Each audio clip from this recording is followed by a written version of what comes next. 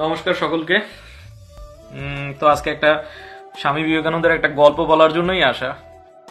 গল্পটা হচ্ছে মূলত যখন স্বামী বিবেকানন্দ স্বামীজি যখন মার্কিন যুক্তরাষ্ট্রে যায়, যেটা শিকাগো ধর্ম সম্মেলন যেটা হয়েছিল 1893 সালে, সম্ভবত 11 সেপ্টেম্বর থেকে শুরু হয়। এই সম্মেলনটা চলে 1893 সালে।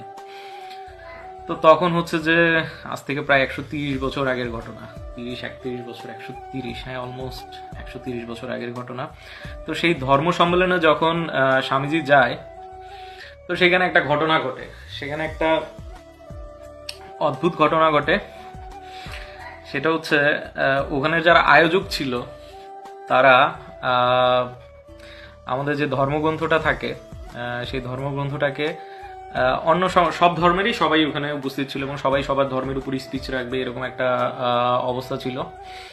তো সেইখানে হচ্ছে যে আমাদের ধর্মগ্রন্থটাকে, গীতাকে সবার নিচে রাখা হয় এবং তারপর একে একে করে অন্যান্য ধর্মের গ্রন্থগুলো রাখা হয়।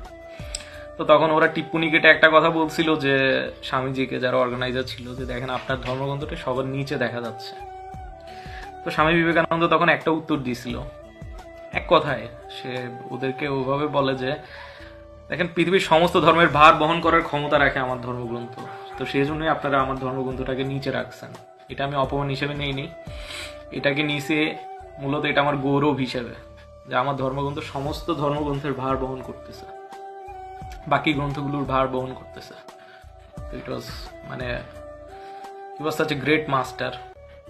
এবং সত্যি তার জীবনী থেকে আমরা এটা শিক্ষা পাই, সত্যি অনেক কিছু সে আমাদেরকে শিখিয়ে গেছে, বা বিবেকানন্দ ফাউন্ডেশন এখনো প্রচার করে যাচ্ছে, যেটা মানুষের যে সহিষ্ণুতা, মানুষের যে ভালোবাসা, সেটা সবসময় সে শিখিয়ে গেছে।